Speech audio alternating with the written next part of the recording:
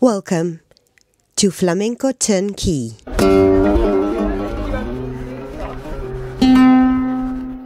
Today we talk about how flamenco is born and when.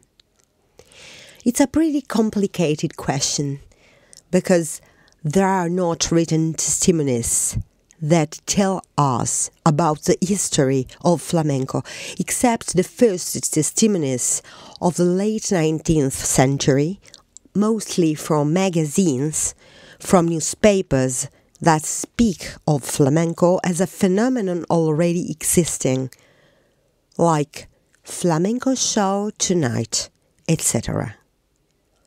The fact that there is no news really opens the door to any kind of interpretation, and even for the origin itself of the name flamenco. People have put forward many hypotheses, even very imaginative hypotheses, but not supported by any certainty.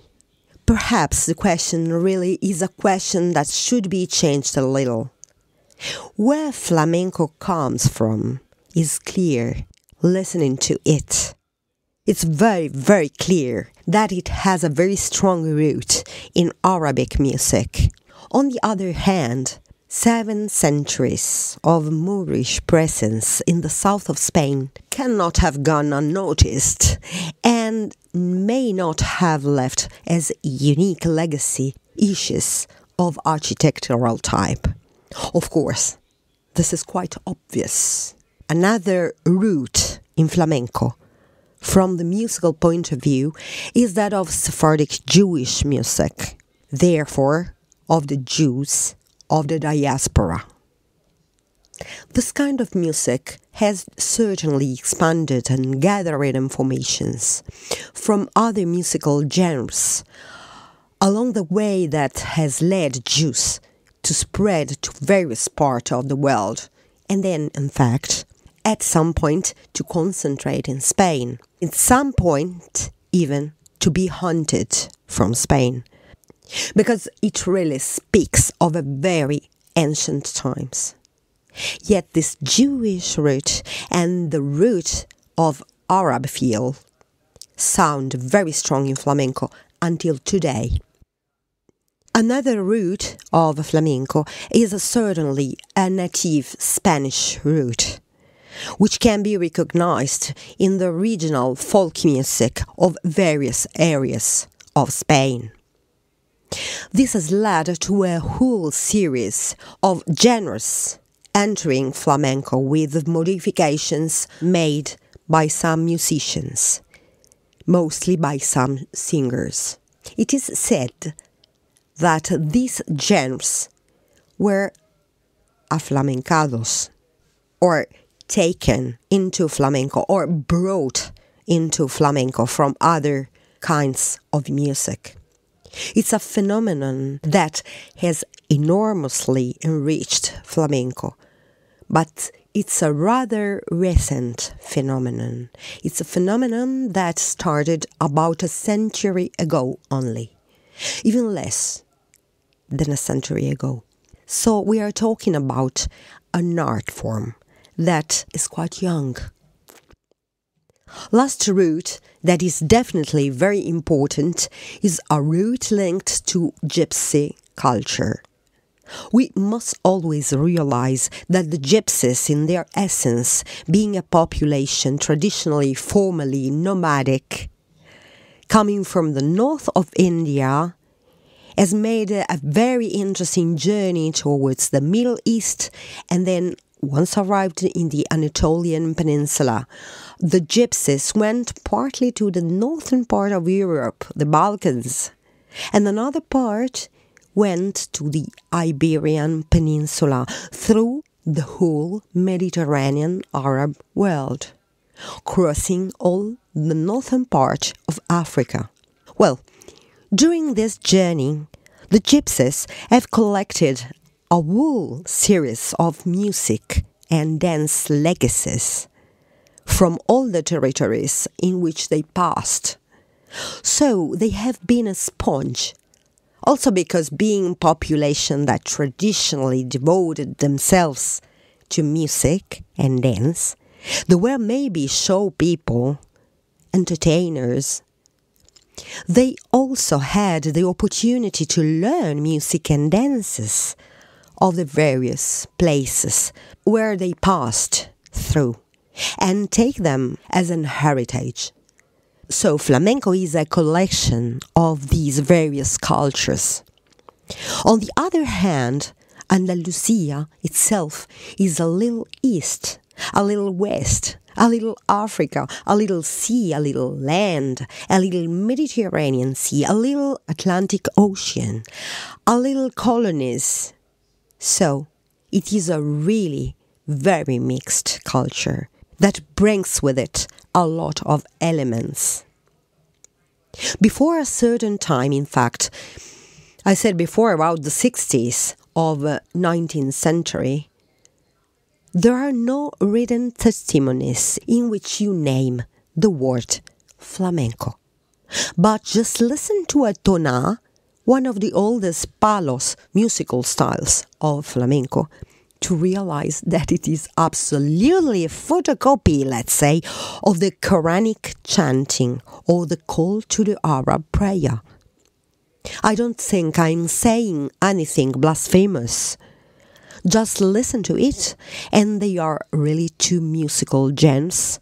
If I can talk about music, if I can use the term music talking about Quranic chanting without being offensive. They are two gems, I said, very, very similar, having concepts, really sibling basic criteria. But we will talk about it in another podcast. Flamenco, therefore, is born as a coacervo. And so for this reason, it's a very big mixture of different elements. I often say a joke about flamenco. In flamenco, the truth is everything, the opposite of everything, and even other things. To try to square the circle and to give universal rules, which are always valid in all cases, it is not possible in flamenco because flamenco is really very complex and vast and multifaceted. And some things work in one logic and some other things work in another logic. Our rationality and analytical skills, typical of our Western culture, can go to analyze flamenco and draw the consequences. But we must remember that it is a consequence of something and not the basic of something. For example, if I say that Taranto is played on an Andalusian scale, on the Phrygian mode, that doesn't mean that it's impossible in Taranto to have passages that go on a different musical scale. So, if I think in a very rational way that a music should work in a very square and predictable way, according to a rule already established, I should assume that everything that comes out of that rule is incorrect. And instead, it can't be incorrect if it exists and has been present in flamenco for so long in that particular form. So, I have to give up and understand that you can't shrink too much. You can't create too big and too rigid stakes.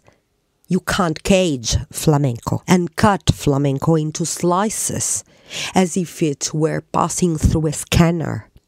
All this does not adhere perfectly to a culture that is really, in its essence, elastic, plastic, and subject to continuous evolution, being precisely a form of living art.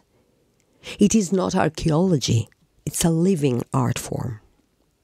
At this point, I have a question. Do these elements mixed together make flamenco what flamenco is today? No. Not really, because flamenco, being a living art form, is continuously enriched with new sounds, new possibilities, new musical instruments, new rhythms. Flamenco absorbs influences of other musical genres, of other cultures. Flamenco lives periods of fashions, of changes, follows some artists who perhaps make school. So we cannot say that flamenco is born from that and there remains. Flamenco was born there. His feet are rooted in that history, but his head flies high. What can be concluded, however, is that flamenco was really born in the midst of time. That is, its roots, without interruption, really take back a lot of time, and you cannot know exactly when. But it is clear that its origins date back to the medieval times, the period of Muslim Spain. And the birth of all this took place very many centuries. Then, at a certain point, this musical genre flourished and developed more along the course of the 20th century. In reality, the great expansion of flamenco is very recent, and we have just to enjoy all the elements of this incredible musical cocktail.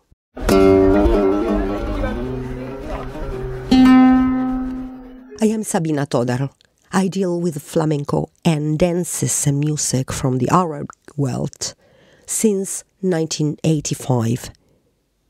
I am super passionate about everything that is logical and includes expression, body, music, artistic forms, and above all, something that offers the person who practices it and the person who receives it, therefore also the audience, the opportunity to feel better in their lives. Flamenco has all these characteristics, and it's wonderful to investigate in it. Anciently, there was no videotapes. When flamenco was born, it was simply considered for a long time as a very natural thing that was there all his life long. In short, it has always been considered, therefore, not an interesting topic on which to discuss and on which to deepen the studies. For this reason, nobody wrote about it until very recently. Fortunately, today, the times have changed a lot, and there is even a science, flamencology, that dedicates to this wonderful and complex musical field a big curriculum like the one of a real conservatoire.